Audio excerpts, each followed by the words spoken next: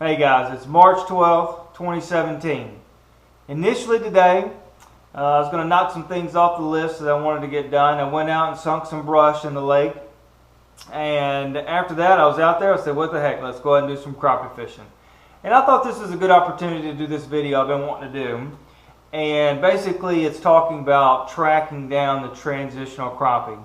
A lot of folks say that this time of year, they are kind of hit and miss on catching crappie.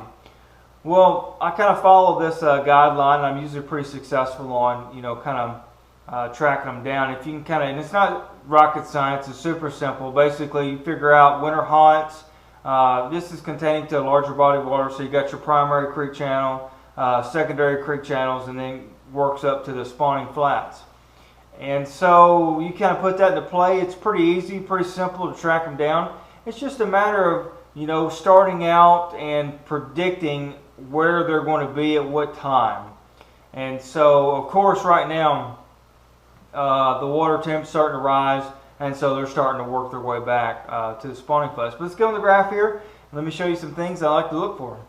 Okay, so this is Lake Hamilton, and this is the primary creek channel, and I'm going to be focusing on this secondary creek channel right here. So, for this video, basically, I'm going to make it short and sweet. The idea is we want to track crappie from the winter haunts. When I say winter haunts, basically, they're going to be stacked in the main channel.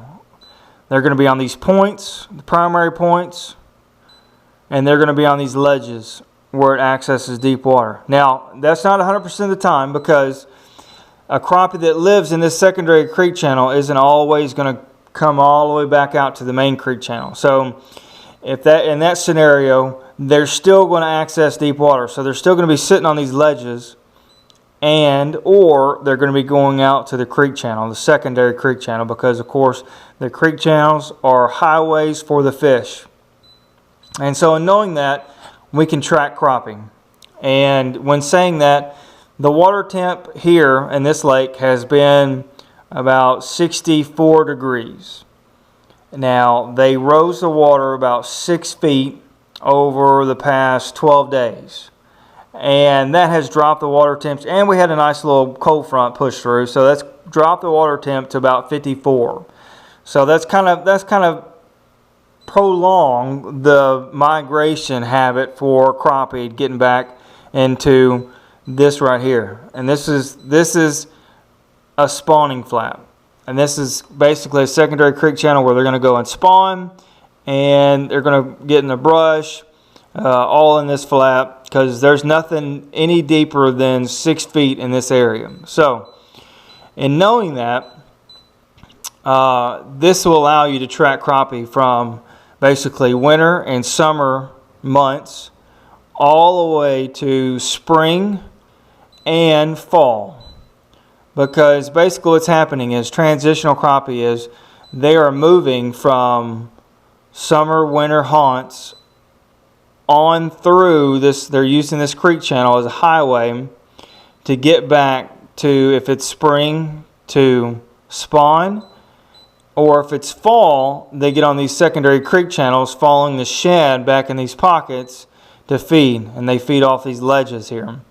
And so in knowing that, of course, in the winter, like I said, they may get in these secondary creek channels, so you can find brush out in the winter, even in the secondary creek channel in the very center where if you find the creek channel.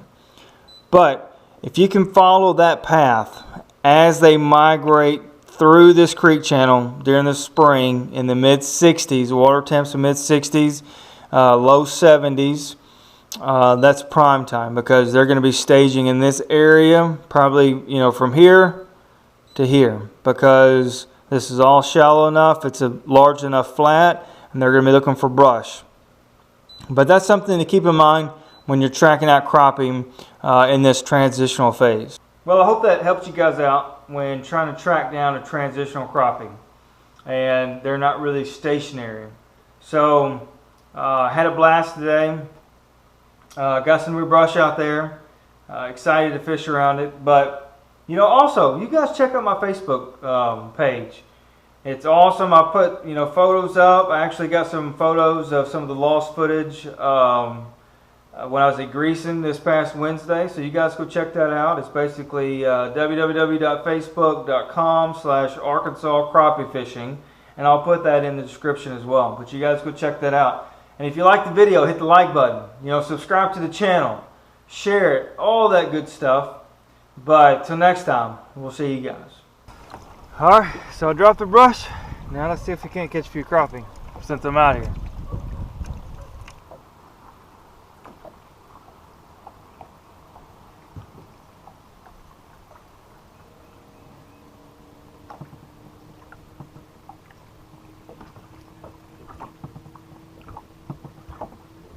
You ever seen a yellow bass before?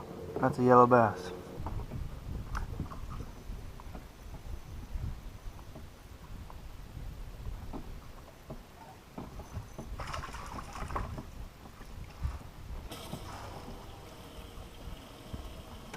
These new jigs I got from that guy, inhaled it.